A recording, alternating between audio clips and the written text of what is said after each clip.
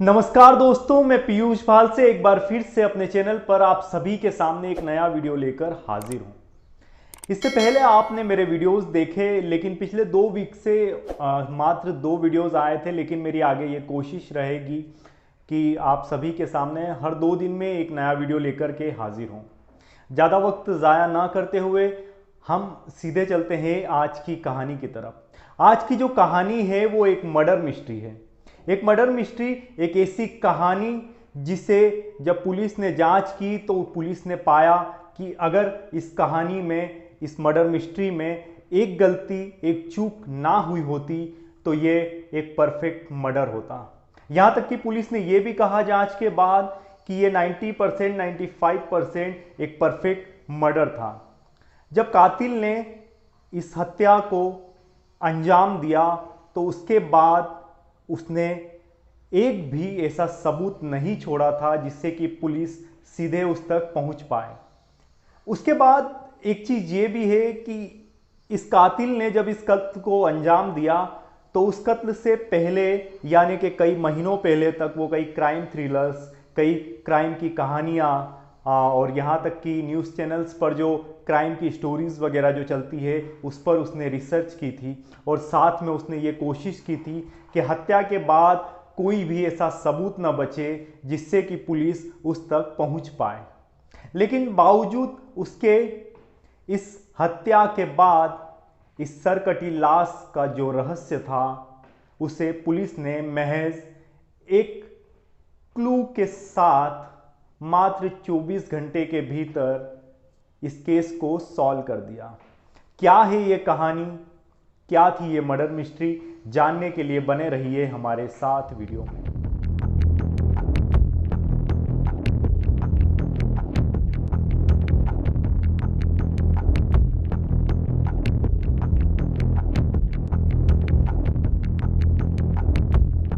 तो दोस्तों, कहानी की शुरुआत होती है 12 दिसंबर 2021 को। 12 दिसंबर 2021 रविवार का दिन था। मुंबई के पास रायगढ़ जिले में माथेरान करके एक टूरिस्ट प्लेस था जहां पर वीकेंड में कई लोग अपनी छुट्टियां मनाने वहां पर जाते थे। दिसंबर का दिन था, हल्की हल्की ठंड थी। इसी ठंड के महीने में रविवार के दिन 12 दिसंबर को सुबह सुबह माथेरान में इंदिरा नगर है, वहां पर साई लॉज है। साई लॉज के एक कमरे में दो लोग ठहरे हुए थे, जो कपल थे, एक लड़का एक लड़की। तो वो लोग ठहरे हुए थे वहीं पर उस रूम में, साई लॉज में। तो इस रूम में रविवार के दिन 12 दिसंबर को क्या होता है कि लॉज का जो स्टाफ है उसका एक व्यक्ति उस रूम के बाहर करीब 10 से 11 बजे के समथिंग वहां पर जाता है और दरवाजे को ठकठकाता है। लेकिन वो करीब 10 मिनट तक इंतज़ार करता है, लेकिन अंदर से कोई दरवाज़ा खोलता नहीं है। इसके बाद वो यही बात अपने मैनेजर से जाकर बताता है कि करीब इतना समय हो गया है, सभी लोग जो कई रूम में ठहरे हुए हैं वो लोग नाश्ता करके और घूमने के लिए निकल चुके हैं, लेकिन इस रूम से अभी तक कोई बाहर नहीं आया। इसके बाद मैनेजर को कहीं ना कहीं शक होता है। उसके बाद वो अपने स्टाफ के साथ उस रूम के बाहर जाता है और एक बार फिर से दरवाजे को ठकठकाता है, लेकिन फिर से वहां से कोई भी बाहर नहीं आता, न ही किसी का कोई रिस्पॉन्स मिलता है। उसके बाद ये लोग दरवाजे को बहुत जोर से धक्का लगाते हैं। धक्का लगाने के बाद दरवाज़ा खुल जाता है। जब ये एक हल्की नज़र से रूम के भीतर चारों तरफ देखते हैं तो इन्हें कहीं से कोई भी नज़र नहीं आता। लेकिन जैसे ही होटल का जो लॉज का स्टाफ था वो बेड के नीचे झांक कर देखता है तो सबके होश उड़ जाते हैं, क्योंकि बेड के नीचे सभी तरफ खून के धब्बे थे, सभी तरफ खून फैला हुआ था और वहां पर पड़ी हुई थी एक सरकटी लाश जो एक महिला की थी और जो पूरी तरह से नग्न अवस्था में थी। उसके बाद सबके होश उड़ जाते हैं और मैनेजर और तमाम स्टाफ जो था वो सीधे कॉल करते हैं पुलिस को। पुलिस को बुलाया जाता है। पुलिस करीब कुछ मिनट के बाद उस साई लॉज में आती है और साई लॉज में आने के बाद वो उस रूम के भीतर दाखिल होती है और सभी तरफ बड़ी बारीकी से जांच करती है, छानबीन करती है। जब पुलिस इस लाश को देखती है तो पाती है कि इस लाश का सर नहीं है। न सिर्फ सर नहीं है बल्कि इस लाश, जो महिला की ये लाश थी, उसके शोल्डर पे एक टैटू बना हुआ था। ये दिखाई दे रहा था कि एक टैटू है, लेकिन किसी धारदार हथियार से उस टैटू को पूरी तरह से खुरच दिया गया था। खुरता इसलिए था क्योंकि कातिल चाहता था कि इस लड़की की कहीं से कोई पहचान ना हो, ना ही किसी को इसके कपड़े मिले, ना ही इसके टैटू का निशान किसी को पता चले, ना ही इसका चेहरा किसी को पता चले। पुलिस जब सभी तरफ देखती है तो वहाँ पर कुछ भी नज़र नहीं आता। यहाँ तक कि लड़की का या उसके साथ जो रुका था उसका भी कोई सामान नहीं नज़र आता, सिवाय बेड के नीचे एक लड़की की सरकटी लाश के सिवा। उसके बाद पुलिस को कुछ समझ नहीं आता। पुलिस बाहर आती है अपने तमाम जो हवलदार और इन सभी के साथ। उसके बाद वो क्या करती है कि लॉज का जो रजिस्टर है उस रजिस्टर को चेक करती है और उसमें देखती है कि इस रूम में जो लोग ठहरे हुए थे उनका नाम क्या है, उनका पता क्या है, उनका कॉन्टैक्ट नंबर क्या है।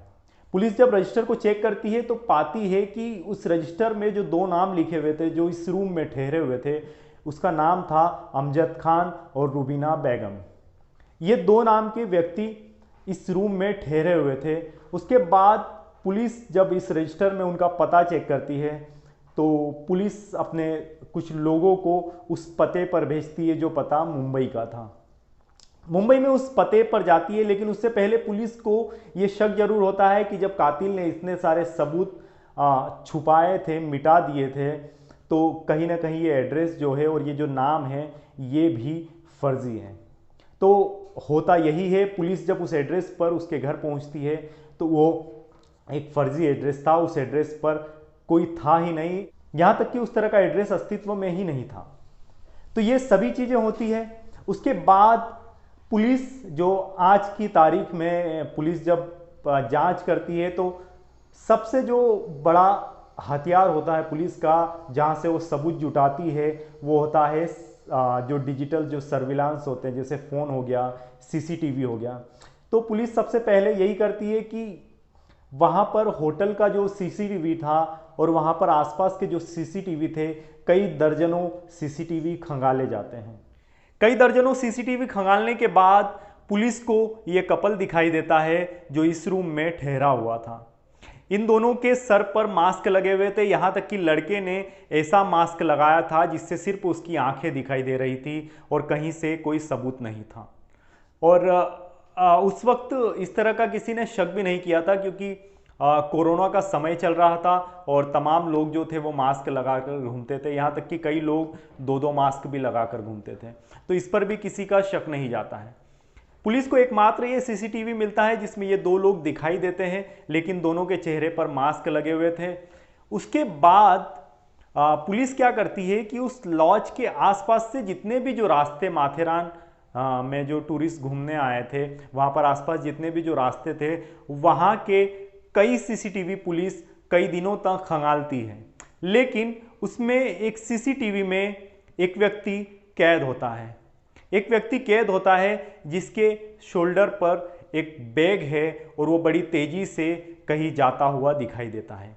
ये वही लड़का था जो वो कपल लड़का और लड़की सीसीटीवी में पहले कैद हुए थे, जो दिखाई दे रहे थे। तो इसका जो हुलिया था, जो बॉडी थी, वो भी वैसा ही दिखाई दे रहा था। तो पुलिस को कहीं ना कहीं लगता है कि ये वही है, क्योंकि ये रविवार के सुबह तड़के करीब 4 से 5 बजे के करीब ये होटल से बाहर की तरफ निकलता है और उसके बाद आगे के एक रास्ते पर ये एक सीसीटीवी में कैद होता है।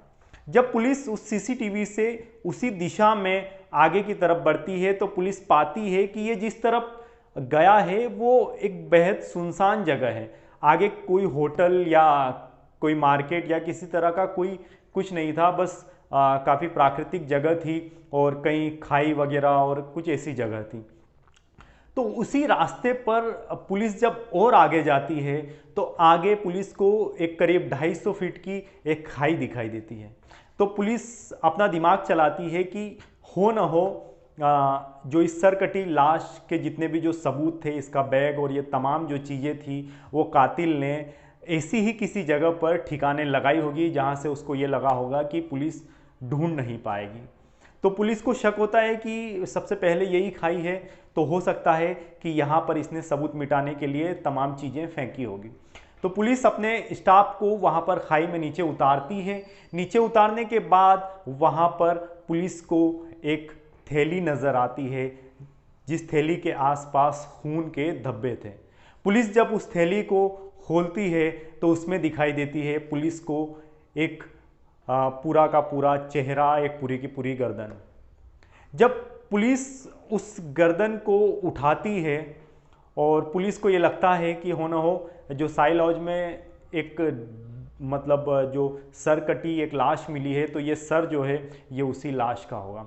उसके बाद वहाँ से पुलिस को बैग और कई चीज़ें मिलती है, लेकिन उसमें भी किसी तरह का कोई आईडी प्रूफ नहीं था। तो उसके बाद अब पुलिस के पास एक चेहरा तो था, लेकिन इस चेहरे का असली नाम नहीं था, इसकी हकीकत क्या थी ये नहीं पता था, इसका जो मर्डर है वो क्यों हुआ, पुलिस को कहीं से कुछ भी नहीं पता था। अब क्या करती है पुलिस, वापस से होटल आती है।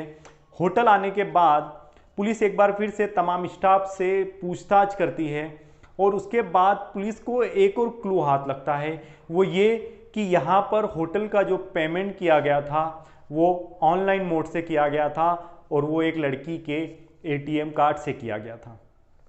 जब पुलिस देखती है कि इस रूम का जो पेमेंट था वो एटीएम से किया गया है और पुलिस उस एटीएम से उसके नाम और उसके एड्रेस पर जब पहुंचती है तो पुलिस देखती है कि इस लड़की का नाम पूनम पाल था, जो मुंबई के गोरेगांव में आसपास एक जगह पर रहती थी।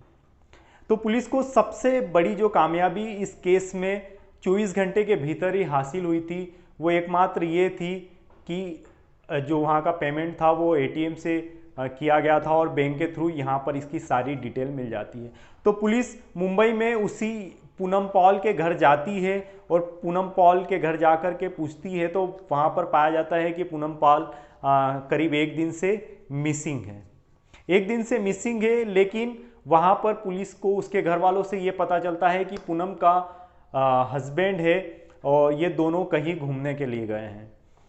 तो पुलिस फिर वहाँ से उसके पति का पता पूछती है, उसके पति का नाम पूछती है। तो उसके जो पति का नाम था वो था राम सिलोचन पाल, जिसकी उम्र करीब 30 वर्ष थी और पुलिस को वहाँ से उसका पता भी मिलता है। तो पुलिस सीधे वहाँ से उसके पते पर पहुँचती है। चूँकि राम सिलोचन पाल और पूनम पॉल जो थे, इन दोनों की शादी हो चुकी थी। राम सिलोचन पाल 30 वर्ष का था जो एक सॉफ्टवेयर इंजीनियर था और पूनम पॉल वहीं पर गोरेगांव के पास एक हॉस्पिटल है वहाँ पर नर्स थी। तो पुलिस राम सिलोचन पाल के घर जाती है। वहाँ पर जाकर वो देखती है तो राम सिलोचन पाल जो था वो अपने घर पर ही था, लेकिन उसके चेहरे के हक्के बक्के उड़ जाते हैं जब वो अपने सामने पुलिस को देखता है, क्योंकि उसको ज़रा भी यकीन नहीं था कि पुलिस मुझ तक पहुंच पाएगी और अगर पहुंचेगी भी तो इतनी जल्दी।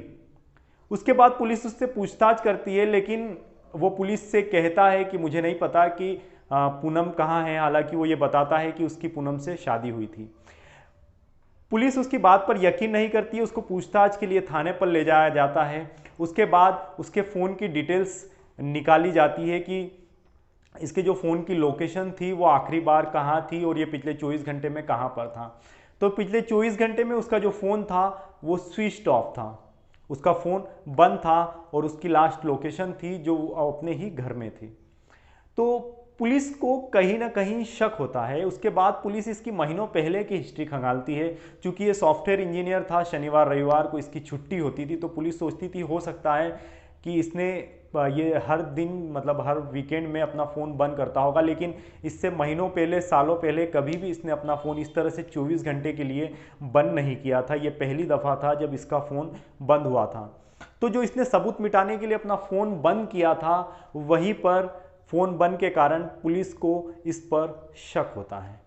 जब पुलिस को इस पर शक होता है तो पुलिस और तमाम इसकी जो इसकी हिस्ट्री थी और ये सारी चीज़ें खंगालती है। उसके बाद बड़ी सख्ती से पुलिस इससे पूछताछ करती है थाने में ले जाकर। तो ये कुछ समय के बाद टूट जाता है। टूटने के बाद ये अपनी कहानी बताता है और वो कहानी ये थी कि राम सिलोचन पाल और पूनम पाल इनकी 7 महीने पहले शादी हुई थी, लेकिन ये अभी अलग अलग रहते थे। अलग अलग इसलिए रहते थे क्योंकि ये उत्तर भारत से बिलोंग करते हैं। वहाँ पर गौना करके एक प्रथा होती है जिसके तहत करीब कुछ महीनों के बाद जब शादी होती है उसके बाद दुल्हन अपने ससुराल में जाती है। तो इनके साथ भी यही था, 7 महीने हो चुके थे शादी के, लेकिन पूनम पाल और राम सिलोचन पाल साथ साथ नहीं रहते थे। साथ साथ नहीं रहते थे, लेकिन ये हर वीकेंड पर मुंबई में कहीं घूमने जाते थे, एक साथ घूमते थे। राम सिलोचन पाल से जब पुलिस पूछताछ करती है कि उसने इस लड़की की हत्या क्यों की, अपनी पत्नी की ही हत्या क्यों की, तो राम सिलोचन पाल बताता है कि जब वो उसके साथ घूमने जाता है तो वो देखता है कि ये जो मेरी पत्नी है वो कई लड़कों से, जो उसके दोस्त थे और कई लोगों से बड़ी खुल करके बात करती है, काफ़ी खुले विचारों वाली थी। उसके बाद इन दोनों के बीच पहले जब एक कन्वर्सेशन हुआ था वो ये था कि पूनम ने अपने अतीत के बारे में, अपने पास्ट के बारे में कुछ बातें राम सिलोचन पाल से शेयर की थी। क्योंकि जब ये बातें शेयर की थी, वो जो उसका पुराना पास्ट जो भी रहा होगा उसके सिलसिले में, तो राम सिलोचन पाल को वहीं से इस पर शक होता है कि हो न हो इसका और किसी से अफेयर होगा, या ये किसी के साथ रिलेशन में कभी ना कभी रही होगी, या हो सकता है अभी भी बात करती है। तो धीरे धीरे 1-2 महीने के बाद से इसका जो शक था वो शुरू हुआ था, और धीरे धीरे करीब 7-8 महीने में इसका शक इस कदर बढ़ जाता है कि राम सिलोचन पाल ये डिसाइड करता है कि अब मुझे इसका मर्डर करना है। लेकिन उससे पहले वो प्लानिंग करता है, उससे पहले वो ये प्लानिंग करता है कि वो कई क्राइम थ्रिलर्स देखता है, कई क्राइम की कहानियाँ पढ़ता है, और वो ये भी कोशिश करता है कि कत्ल के बाद जितने भी सबूत है वो सभी सबूत मिटा दिए जाए ताकि पुलिस उस तक कभी पहुँच ही ना पाए। तो राम सिलोचन पाल बताता है कि 11 दिसंबर 2021 को वो रायगढ़ जिले के माथेरान में साई लॉज में ठहरे थे, और वहाँ पर ठहरने के बाद उसने होटल के रूम में रविवार की देर रात, या यूँ कहे कि सुबह सुबह तड़के, उसने पूनम की हत्या की, गला दबाकर, उसका गला घोंटकर उसकी हत्या की। हत्या करने के बाद उसने सबूत को मिटाने के लिए धारदार हथियार से उसके शोल्डर पर जो टैटू था उसको भी खुरच दिया ताकि किसी को कहीं से कुछ पता ना चले। साथ में उसने जो सबसे बड़ी चीज़ की थी वो ये की थी कि उस लड़की का सर उसके धड़ से अलग करके एक खाई में जाकर फेंक दिया। लेकिन पुलिस को यहाँ पर मात्र महज एक एटीएम से एक ऐसा क्लू मिलता है कि 24 घंटे के भीतर ही पुलिस इस केस को पूरी तरह से सॉल्व कर देती है। तो ये थी कहानी एक सॉफ्टवेयर इंजीनियर की जिसने करीब 7 महीने के भीतर ही अपनी पत्नी का बड़ी बेरहमी से कत्ल कर दिया, और उसके बाद पुलिस ने यह भी कहा था कि ये एक 95% एक परफेक्ट मर्डर होता अगर वो ट्रांजैक्शन एटीएम से नहीं होता।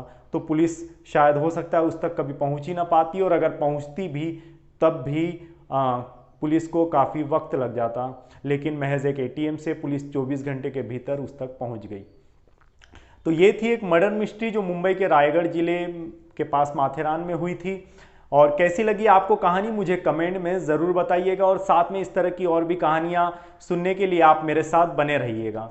साथ में एक अपडेट और आपको देना चाहता हूँ कि पिछले 2 वीक में मेरे 1-2 वीडियो ही आए थे, क्योंकि उसका जो रीज़न था वो ये था कि मैंने कहीं पर एक शहर से दूसरे शहर में शिफ्ट किया है। तो जल्द ही मेरा एक नया सेटअप बनकर तैयार होगा, और कोशिश यही रहेगी कि हर 3 दिन में आप तक एक नया वीडियो लेकर आऊं। और मेरी कोशिश ये भी है कि मैं हर वीडियोस में अपने कंटेंट पर और अपने तमाम चीज़ों पर काफ़ी काम कर रहा हूं। तो आगे भी आपको कई सुधार देखने को मिलेंगे, तो मेरे साथ बने रहिएगा। आप सभी का बहुत बहुत शुक्रिया। और साथ में अगर आपको वीडियोस अच्छे लगते हो तो मेरे चैनल को भी सब्सक्राइब जरूर कीजिएगा, और बेल आइकन को भी दबाइएगा, और अपने दोस्तों तक इस वीडियो को शेयर जरूर कीजिएगा। Thank you so much.